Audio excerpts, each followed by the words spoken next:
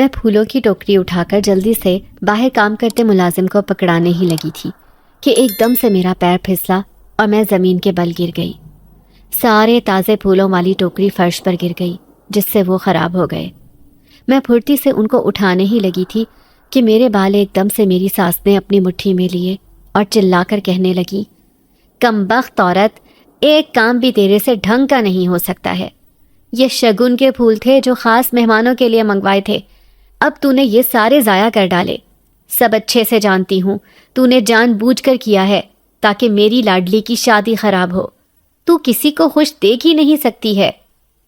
میں نے روتے ہوئے اپنی ساس سے کہا، نہیں اماں، ایسی کوئی بات نہیں ہے، میں کیوں ندا کی شادی خراب کرنا چاہوں گی؟ وہ میری بھی بیٹیوں کی طرح ہے۔ میں تو خود بڑھ چڑھ کر اس کی شادی کی تیاریوں میں لگی ہوں تاکہ کسی طرح کی کوئی کمی نہ رہ جائے۔ میرا اتنا کہنا تھا کہ میری ساس کے ساتھ کھڑی جٹھانی، جس کی بیٹی کی شادی تھی، کہنے لگی، سب جانتی ہوں میں تیرے جیسی عورتوں کو، اپنی بیٹی منحوس ہے اور اب تک گھر میں بیٹھی ہے، اس وجہ سے تو کیوں چاہے گی کہ میری ردا اپنے گھر کی ہو جائے؟ لیکن میری ایک بات کان کھول کر سن لے، اگر تو نے میری بیٹی کی شادی میں کوئی گڑبڑ کی تو میں تیری چمڑی ادھیڑ دوں گی۔ چل جا، اب دفع ہو جا۔ میں وہاں سے وہ پھول اٹھا کر اندر باورچی خانے میں آ گئی تھی۔ وہاں پر اب میں نے اپٹن بھی تیار کرنا تھا، کیونکہ کچھ ہی دیر میں ردا کے سسرال والے اپٹن کی رسم کرنے آنے والے تھے۔ میں نے ارد گرد نظریں گھمائیں مگر سارا مجھے کہیں دکھائی نہ دی۔ اتنے گھنٹے گزر گئے تھے، نہ جانے وہ کدھر کاموں میں لگی ہوئی تھی۔ بے ساختہ مجھے اپنی بچی کی پھوٹی قسمت کا سوچ کر رونا آیا۔ 25 سال کی ہو چکی تھی وہ، لیکن اب تک اس کا کسی بھی جگہ رشتہ نہیں ہو سکا تھا۔ اس کے ساتھ نہ جانے کون سا پراسرار سایہ تھا جو کسی بھی جگہ اس کا گھر بسنے نہیں دیتا تھا۔ میں تو اب ڈرنے لگی تھی کہ میری پھولوں سی بچی کی قسمت میں کیا لکھا تھا۔ وہ کب تک ایسی خوف بھری زندگی گزارے گی؟ اس کا بھی پورا حق تھا خوشیوں پر۔ میں جلدی جلدی ہاتھ چلاتی اپٹن بنانے لگی تھی۔ پھر جب وہ تیار ہو گیا تو اس کو ایک برتن میں ڈال کر تھال میں سجا دیا۔ میں ابھی اس کام سے فارغ ہوئی ہی تھی کہ پاس والے کمرے سے اپنی جٹھانی کی چلاتی آواز سنی۔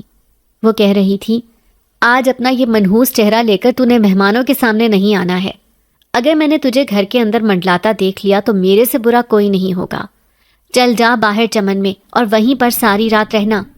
میں یہاں ایک پل بھی تیری صورت برداشت نہیں کر سکتی۔ میں دروازے کے پاس پہنچی تو سارا روتے ہوئے اپنی تائی کی باتیں سن رہی تھی۔ وہ آگے سے ایک لفظ نہ بولی کیونکہ میں نے اس کو سختی سے منع کر رکھا تھا کہ چاہے کچھ بھی ہو جائے تو بڑوں سے زبان نہیں لڑائے گی۔ میری تربیت کا ہی اثر تھا جو وہ اتنی ڈانٹ سننے کے باوجود خاموش رہتی۔ میں اس کو منع کرنا چاہتی تھی کہ وہ باہر نہ جائے، میں اس کو اندر کمرے میں چھپا لوں گی، مگر وہ اپنی تائی کے چلانے سے اس قدر خوفزدہ ہو گئی تھی کہ بھاگتی ہوئی باہر چلی گئی۔ میرا دل اپنی بچی کی ایسی حالت دیکھ کر خون کے آنسو رونے لگا تھا۔ پھر کچھ ہی دیر میں ردا کے سسرال والے آئے تو رسم شروع ہو گئی۔ میں یہ سب دیکھتے سوچنے لگی کہ اگر سارا کی شادی ہوتی تو وہ بھی اسی طرح دلہن بنی ہوتی، اس کو بھی اپٹن لگتا۔ ایک دم سے میرا ذہن اپنی بچی کی طرف گیا۔ میرے دل میں خیال آیا کہ کیوں نہ سارا کو بھی اپٹن لگا دوں۔ میں نے سن رکھا تھا کہ دلہن والی اپٹن اگر کنواری لڑکی لگائے تو اس کی قسمت بھی کھلتی ہے۔ میں یہ طریقہ بھی کئی دفعہ آزما چکی تھی مگر اب تک کچھ فائدہ نہ ہوا تھا۔ اس کے سر پر جو عجیب سی کالی طاقت منڈلا رہی تھی وہ اس کو سکھ سے جینے ہی کب دیتی تھی۔ میں نے پھر بھی اللہ کا نام لیتے تھوڑا باقی گھر والوں سے آنکھ بچا کر تھوڑا سا بچا ہوا اپٹن لیا اور باہر چمن میں چلی گئی۔ باہر ہر طرف گھپ اندھیرا تھا کیونکہ سب اندر ہلا گلا کرنے میں مصروف تھے۔ میں نے ہر طرف دیکھ لیا تھا، سارا کہیں نہیں دکھی۔ مجھے لگا شاید وہ کمرے میں ہو، لیکن ایک کونے والے بڑے درخت کے پاس سرسراہٹ محسوس ہوئی تو میں آہستہ سے وہاں گئی۔ سارا اس سے ٹیک لگائے بیٹھی زاروں قطار روئے جا رہی تھی۔ میں وہاں گئی تو مجھے دیکھتے ہی کہنے لگی، اماں میرے ساتھ سب ایسے کیوں بات کرتے ہیں؟ میں اپنی مرضی سے تو ایسی نہیں ہوں، مجھے خود نہیں پتا کہ مجھے اچانک سے کیا ہو جاتا ہے۔ یہ سب میرے بس میں نہیں ہوتا۔ مجھے محسوس ہوتا ہے جیسے کوئی ہر وقت میرے قریب ہوتا ہے، کوئی سایہ میرے پیچھے ہوتا ہے۔ یہ سب لوگ کیوں نہیں مانتے؟ لوگ تو بس مجھے منحوس اور پاگل کہتے ہیں اور میرے سے دور بھاگتے ہیں جیسے میں کوئی اچھوت ہوں۔ میں نے اپنی بچی کے آنسو پونچھے اور کہا، بس میری بچی، یہ سب ایک آزمائش ہے. تو رو مت، چپ کر جا، دیکھنا سب ٹھیک ہو جائے گا. یہ دیکھ، میں تیرے لیے شگن والا اپٹن لائی ہوں. سارا وہ لگانے سے انکار کر رہی تھی کہ اس سے کچھ نہیں ہوتا اماں، میری قسمت میں شادی لکھی ہی نہیں ہے. میرے جیسی لڑکی سے بھلا کون شادی کرنا چاہے گا جس کے ساتھ غیر معمولی مسائل جڑے ہوں. پھر میں نے اپنی بیٹی کے نہ کرنے کے باوجود اس کو اپٹن لگا دیا تھا. وہ اندر نہیں جانا چاہتی تھی، اس لیے میں نے سارا کو کہا کہ تو ادھر چھپڑ کے نیچے بیٹھ جا، یہاں اس درخت کے پاس رات کو بیٹھنا ٹھیک نہیں. مگر اس نے انکار کر دیا کہ میں یہیں ایک کونے میں ٹھیک ہوں تاکہ کسی کی میرے اوپر نظر نہ پڑے. میرے دل میں 100 وسوسے آ رہے تھے کیونکہ یہ درخت 100 سال پرانا تھا. اس کی شاخیں ہر طرف پھیلی ہوئی تھیں. اس کے پاس کوئی اتنا زیادہ آتا بھی نہیں تھا. میں نے سن رکھا تھا کہ سالوں پرانے درختوں کے نیچے بیٹھنا نہیں چاہیے، ان میں اکثر پراسرار مخلوق آباد ہوتی ہیں. ایسی اندیکھی مخلوق نے سالوں سے ان درختوں پر بسیرا کر رکھا ہوتا ہے. اس درخت کو تو دیکھ کر ہی وحشت ہوتی تھی. میں تو کبھی اس کے پاس بھی نہیں آئی تھی، لیکن اب سارا کی ضد کے آگے چپ ہو گئی. پھر میرا اندر جانا بھی ضروری تھا کیونکہ میری ساس نے اگر مجھے گھر میں نہ پایا تو میری شامت پکی تھی. سارا وہیں پیڑ کے تنے کے قریب سر رکھ کر آنکھیں بند کر کے سو گئی تھی. میں نے اس پر آیت الکرسی پھونکی اور وہاں سے گھر کے اندرونی حصے میں آ گئی. پھر سارے کام کرنے کے بعد میں اس قدر تھک گئی تھی کہ وہیں صحن میں ایک طرف چٹائی ڈال کر سو گئی. صبح سویرے میری آنکھ کھولی تو فوراً دھیان اپنی بیٹی سارا کی طرف گیا. میں بھاگتی ہوئی باہر گئی اور اس درخت کے پاس دیکھا تو آنکھیں کھلی کی کھلی رہ گئیں کیونکہ میرا نام عالیہ ہے. میں اپنے گھر کی سب سے چھوٹی بیٹی تھی. میں جس گھر میں پیدا ہوئی تھی وہاں پر بیٹیوں کے پیدا ہونے پر خوشی نہیں منائی جاتی تھی بلکہ سوگ منایا جاتا تھا کیونکہ بیٹی کے وجود کو ایک بوجھ سمجھا جاتا تھا. میرے ابا نے تو میری شکل تک نہ دیکھی تھی. میرے سے بڑے 2 بھائی تھے. میرے پیدا ہونے پر ابا نے اماں سے بات کرنا بھی چھوڑ دی تھی جس کی وجہ سے میں اپنی ماں کے پیار سے بھی محروم ہو گئی.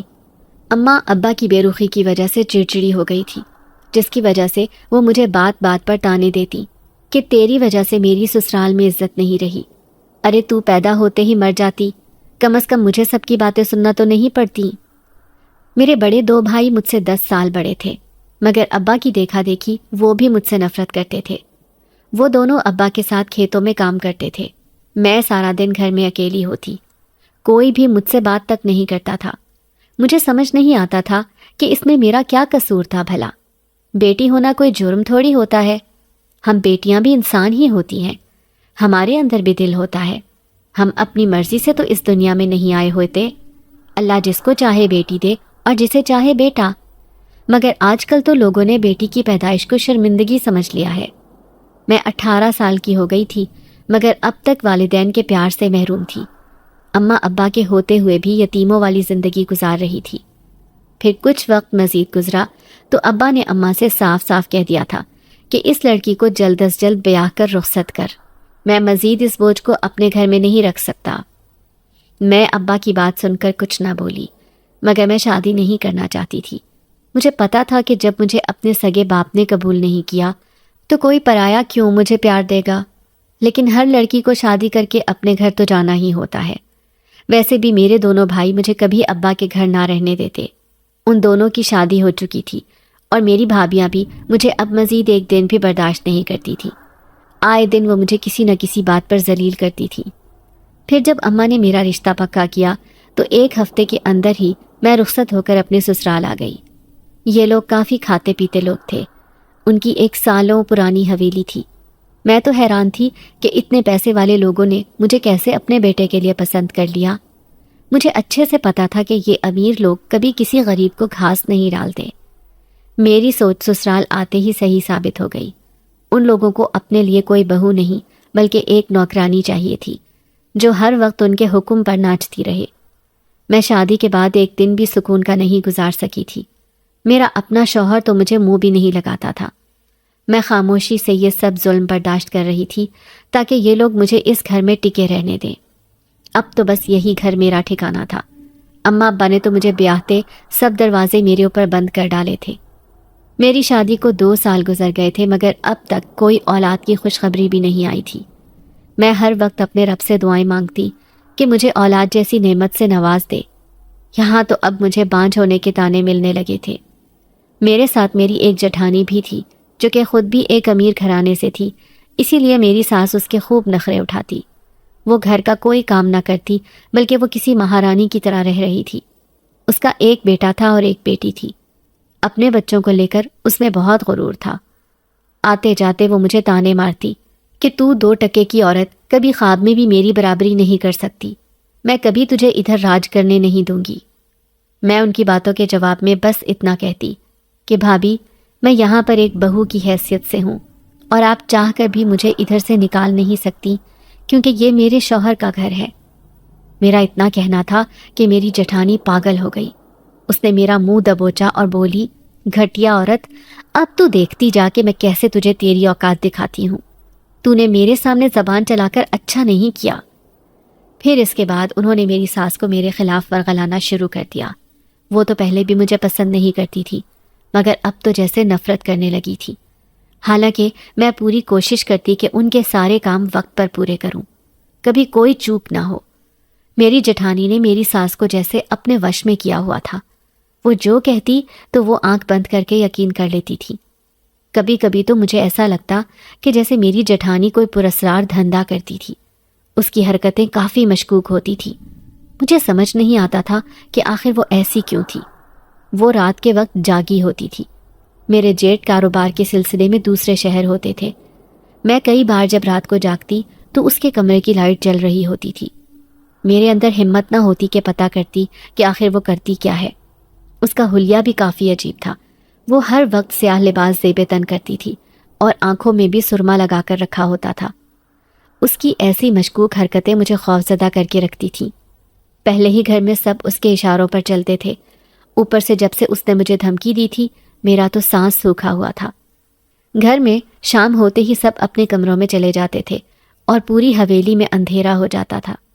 مجھے خوف آتا تھا کہ پتہ نہیں کیا راز تھا جو اب تک میرے سے پوشیدہ تھا۔ ایک شب میری آنکھ پیاس لگنے کی وجہ سے کھلی تو میں نیچے آئی۔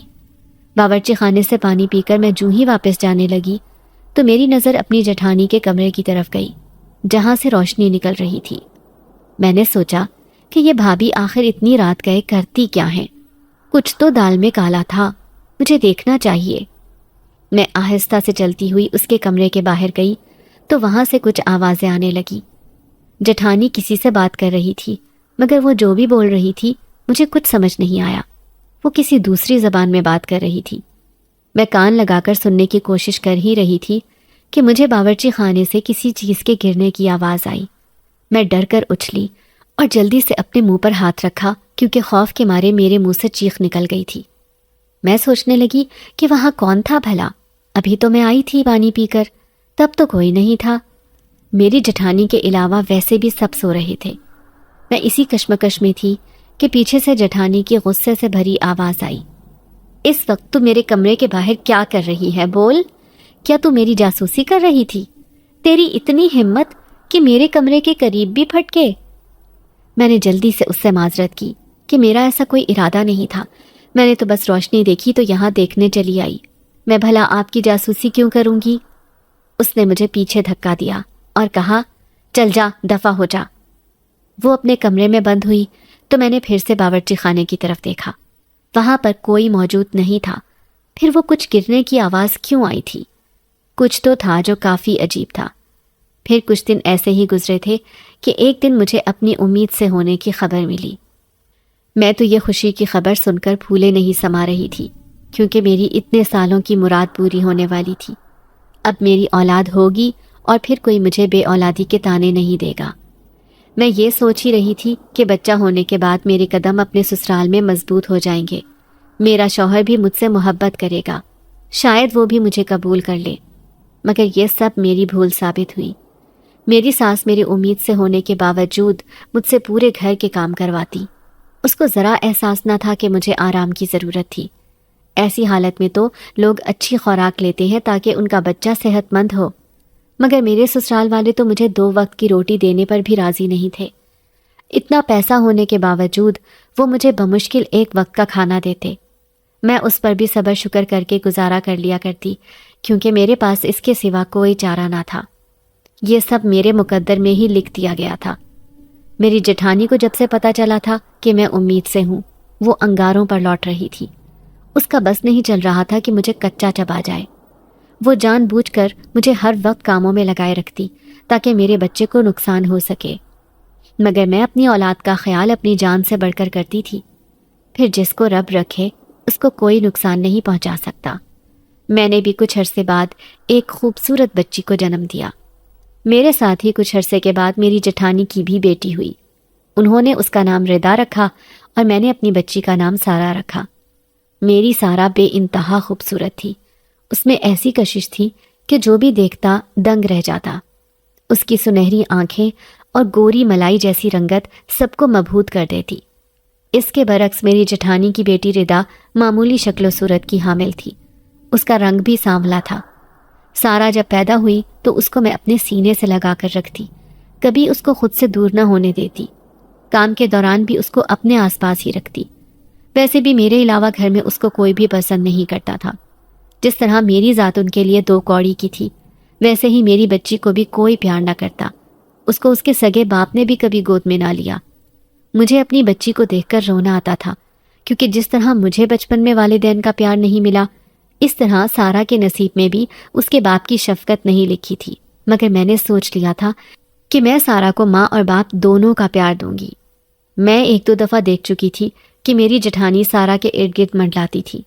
مجھے یہ کچھ عجیب سا لگتا تھا، کیونکہ اس کو تو سارا سے خدا واسطے کا بیر تھا۔ وہ تو حسد کرتی تھی میری بیٹی سارا سے۔ مجھے اس کی آنکھوں میں اپنی بیٹی کے لیے صاف جلن دکھائی دیتی تھی۔ میں اپنی جٹھانی کی مشکوک حرکتوں کی وجہ سے کافی زیادہ محتاط ہو گئی تھی، لیکن اس کے باوجود ایک دن اس نے مجھے سختی سے کہا کہ یہ کپڑے اوپر تار پر ڈال کر آؤ۔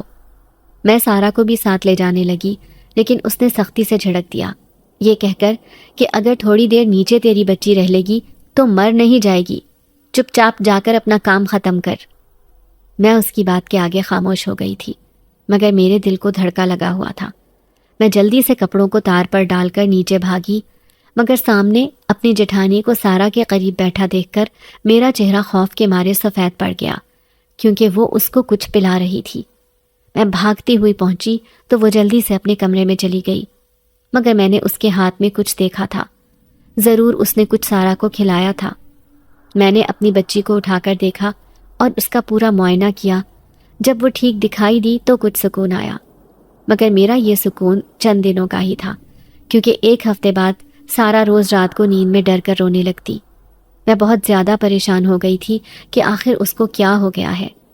میں اس کو بہت چپ کرواتی اور پوچھتی کہ کیا ہوا ہے، تم کیوں رو رہی ہو، لیکن وہ کوئی جواب نہ دیتی، بس زاروں قطار روتی ہی رہتی تھی۔ اس کو کسی چیز کا جیسے ڈر ہوتا تھا۔ وہ رونے کے دوران مسلسل ارد گرد دیواروں کو دیکھتی اور میری پناہوں میں چھپنے کی کوشش کرتی۔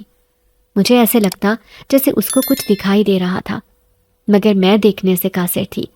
شاید وہ کوئی اندیکھا سایہ تھا جو صرف سارا کو ہی دکھائی دیتا تھا۔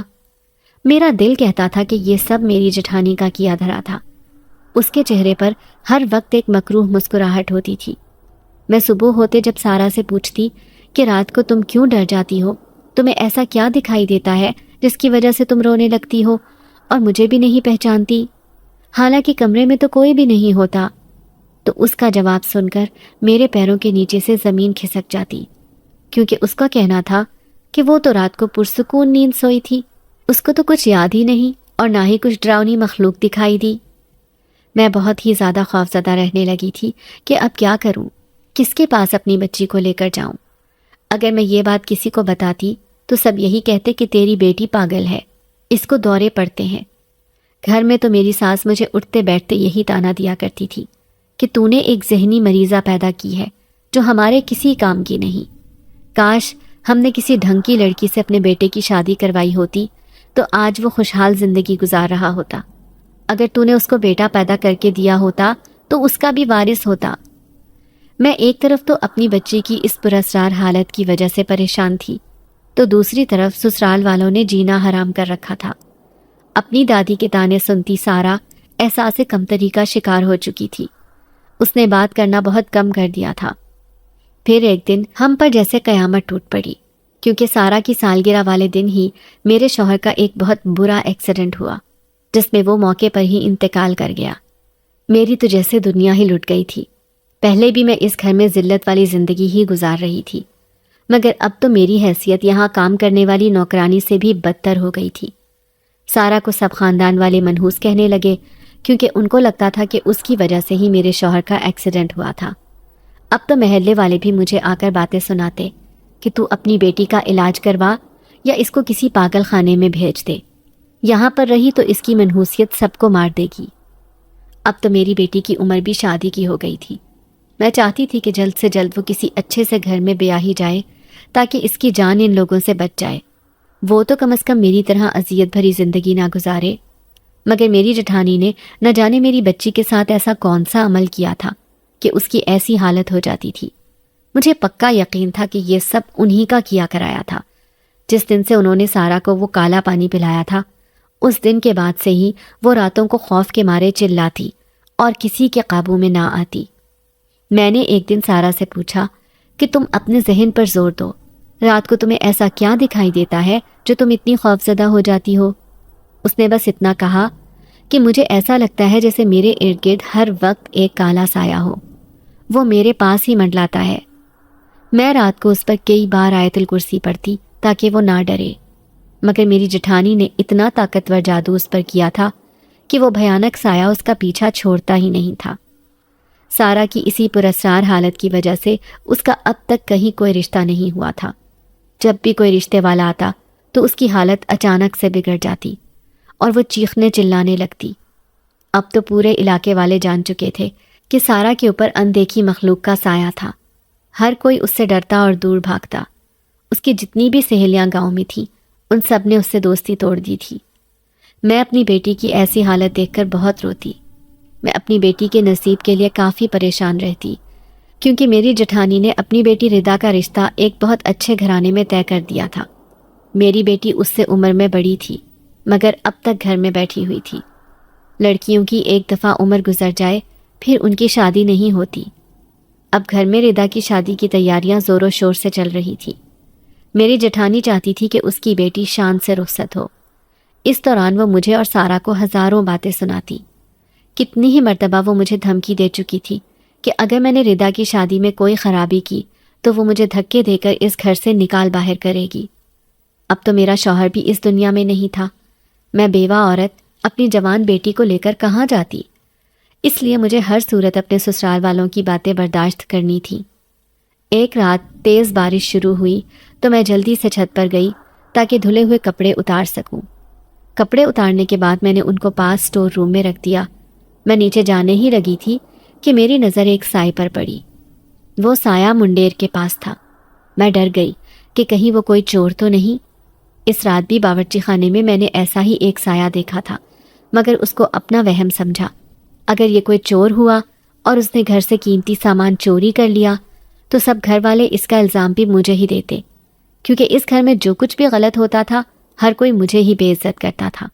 میں نے ردا کو ہمیشہ اپنی بیٹی ہی سمجھا تھا، اس کو بالکل سارا کی طرح پیار کرتی، مگر میری جٹھانی نے اس کے دماغ میں اتنا زہر بھر دیا تھا کہ وہ میری ذرا عزت نہیں کرتی تھی۔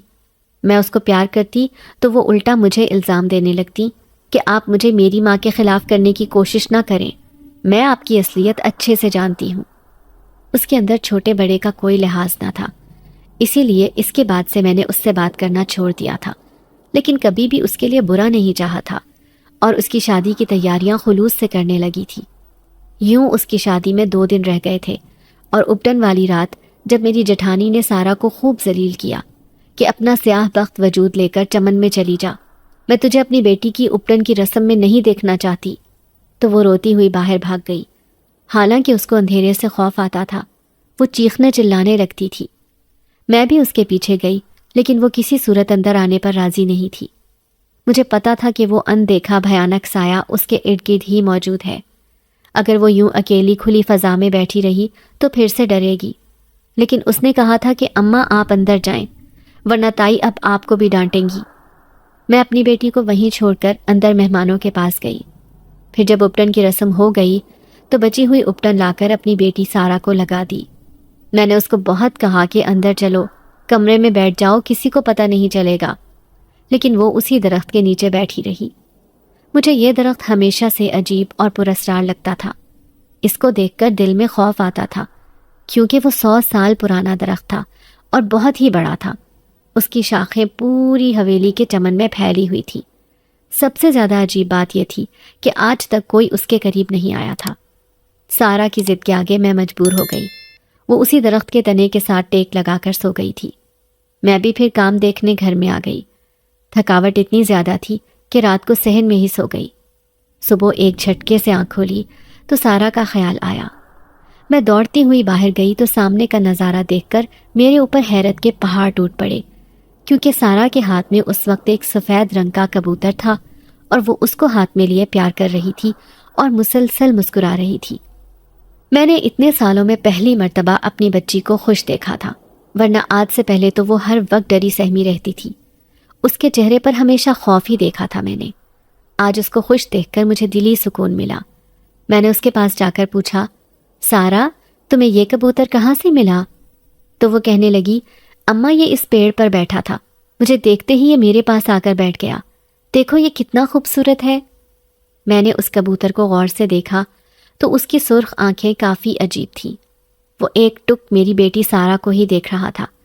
آج سے پہلے میں نے ایسا کبوتر کبھی نہیں دیکھا۔ پھر اس نے اس کبوتر کو اپنے پاس کمرے میں رکھ لیا۔ وہ بالکل بھی عام کبوتروں جیسا نہیں تھا۔ میں نے سارا کو خبردار کیا کہ اس کبوتر کی بھنک اپنی تائی کو نہ لگنے دینا، کیونکہ وہ اس بات پر بھی خوب شور مچائیں گی۔ ان کی مرضی کے بغیر تو اس گھر میں ایک پتا بھی نہیں ہلتا تھا۔ اگر ان کو پتہ چلتا کہ سارا نے اپنے پاس ایک کبوتر پال رکھا ہے تو وہ اس کو پہلی فرصت میں گھر سے باہر نکال دیتی۔ سارا نے میری بات مان لی تھی، مگر مجھے ڈر تھا کہ وہ تو ایک کبوتر تھا، کہیں اڑ کر کمرے سے باہر نہ آ جائے۔ ہم اس کو قید تو نہیں کر سکتے تھے، کیونکہ میں نے سن رکھا تھا کہ پرندوں کو کبھی قید میں نہیں رکھنا چاہیے۔ یہ آزاد پنچھی فضا میں اڑتے ہوئے ہی اچھے لگتے ہیں۔ میں نے سارا سے کہا تو اس نے بولا، اماں آپ فکر نہ کریں، یہ کبوتر میرے پاس آرام سے بیٹھا رہتا ہے، کبھی نہیں جاتا۔ میں نے جب سے اس کو کہا ہے کہ تم میرے پاس ہی رہنا تو وہ اب اڑتا بھی نہیں ہے۔ آپ بے فکر ہو جائیں، اس کے پروں کی سرسراہٹ بھی نہیں ہوگی۔ مجھے یہ سن کر بہت عجیب سا لگا، مگر میں خاموش رہی۔ پھر سارا دن گزر گیا۔ میں سونے کے لیے جانے لگی تھی کہ ایک نظر سارا کے کمرے میں اس کو دیکھنے کا سوچا، کیونکہ میں روزانہ رات کو سونے سے پہلے اس کو دیکھ کر تسلی کرتی تھی۔ ویسے بھی وہ رات کو ڈرتی تھی اور ڈر کر چلاتی تھی۔ مگر کمرے سے باہر پہنچی ہی تھی کہ مجھے سارا کی آواز آئی۔ وہ کسی سے کچھ بات کر رہی تھی۔ وہ آہستہ آواز تھی اس لیے میں سمجھ نہ سکی، لیکن میرا دل گھبرانے لگا کہ آخر وہ کس کے ساتھ بات کر رہی تھی۔ وہ تو میرے علاوہ کسی سے بات کرنا پسند ہی نہیں کرتی تھی، کیونکہ اس کو ڈر لگتا تھا۔ میری جٹھانی نے اس کو باتیں سنا سنا کر اس قدر متاثر کر دیا تھا کہ اب تو وہ خود بھی سمجھتی تھی کہ اس پر کسی کا سایہ تھا اور اس کو دوڑے پڑتے تھے۔ اب پتہ نہیں کون تھا اس کے ساتھ۔ میرے ذہن میں خیال آیا کہ کہیں یہ وہی سایہ تو نہیں تھا جس سے وہ ڈرتی تھی، مگر مجھے تو کمرے سے سارا کے کسی قسم کے چلانے کی آوازیں نہیں آ رہی تھیں۔ تجسس کے ہاتھوں مجبور ہو کر میں نے تھوڑا سا دروازے کے اندر جھانکا تو میری حیرت کی انتہا نہ رہی، کیونکہ وہاں پر تو سارا کے علاوہ کوئی بھی نہیں تھا۔ وہ اس کبوتر کو بستر کے ایک طرف رکھ کر آرام سے بیٹھی ہوئی تھی۔ میرا حال تو ایسا تھا کہ کاٹو تو بدن میں لہو نہیں، کیونکہ میں نے اپنے کانوں سے باتوں کی آواز سنی تھی۔ یہ میرا وہم ہرگز نہیں ہو سکتا تھا، کیونکہ اپنے کانوں کا سنا غلط نہیں ہو سکتا تھا۔ میں نے سارا سے پوچھا، بیٹی تم ابھی کس کے ساتھ بات کر رہی تھی؟ اس نے کہا کہ اماں میں تو بات نہیں کر رہی تھی، بس کبوتر کو پیار کر رہی تھی۔ سارا ماننے پر تیار نہیں تھی، اس لیے میں وہاں سے نکل آئی۔ پھر اگلے دن ردا کی بارات تھی۔ میری جٹھانی نے تو پوری حویلی سر پر اٹھا رکھی تھی۔ صبح سے اس نے مجھے اپنے کاموں پر لگا رکھا تھا۔ میں فجر کی نماز کے بعد سے گھر کی صفائی ستھرائی میں لگی ہوئی تھی۔ میرے ساتھ سارا بھی کام کر رہی تھی۔ وہ میرا پورا ہاتھ پٹایا کرتی تھی۔ میری جٹھانی خود کمرے میں بند تھی، نہ جانے وہ کیا کر رہی تھی۔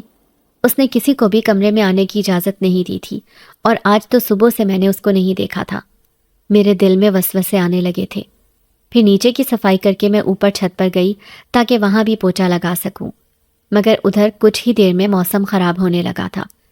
آسمان پر سیاہ بادل لہرانے لگے۔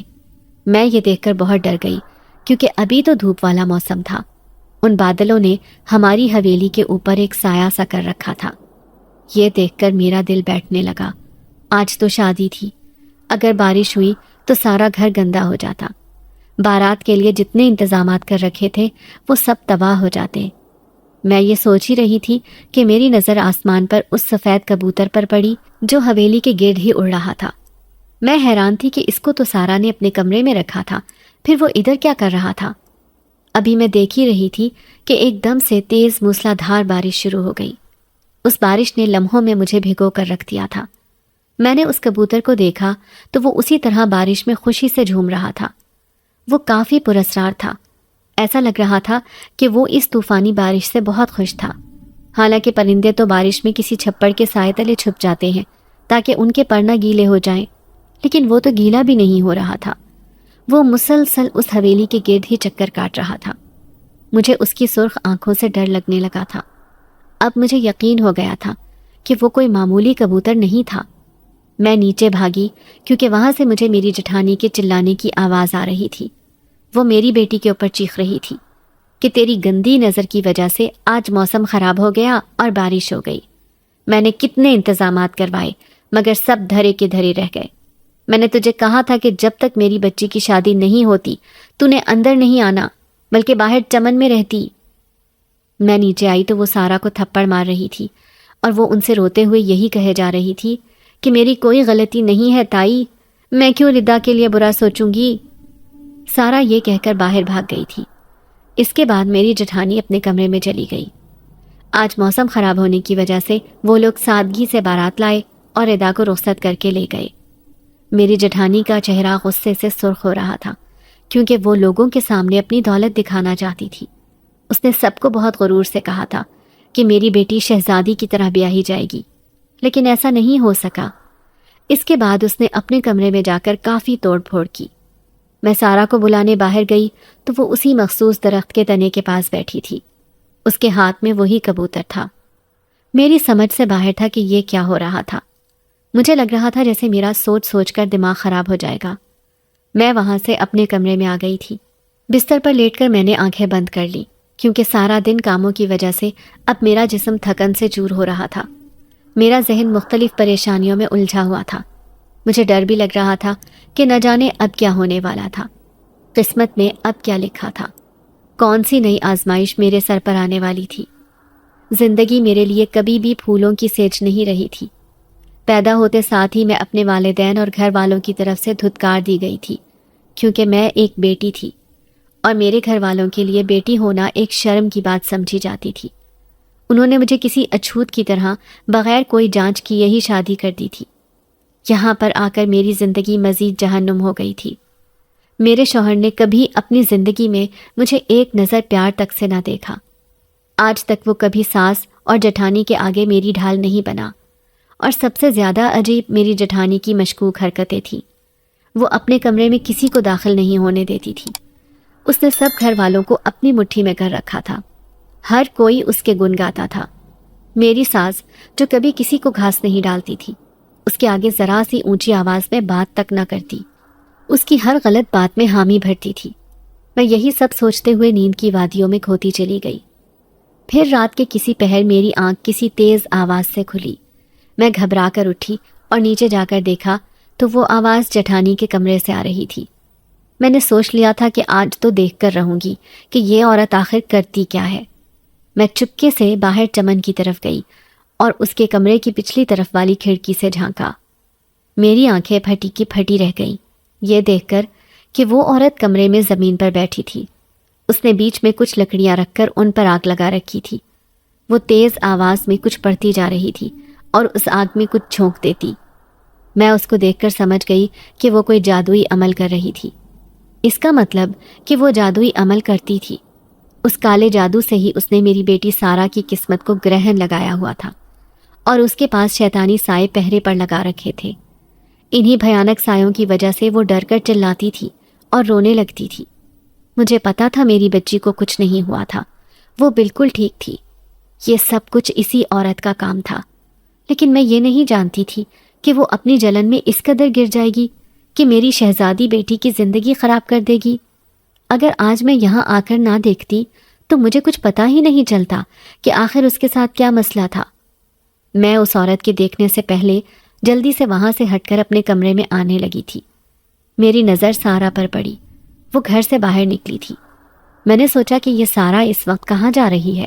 ابھی تو وہ اپنے کمرے میں تھی۔ مجھے شک ہوا کہ یہ اس مکار عورت کی کوئی سازش نہ ہو۔ اس کو ویسے بھی اپنے جادو سے لوگوں کو وش میں کرنا اچھے سے آتا تھا۔ میں اس کے پیچھے جانے لگی تھی، مگر وہ نہ جانے کہاں غائب ہو گئی تھی۔ مجھے سمجھ نہیں آ رہی تھی کہ کیسے اپنی بچی کو بچاؤں۔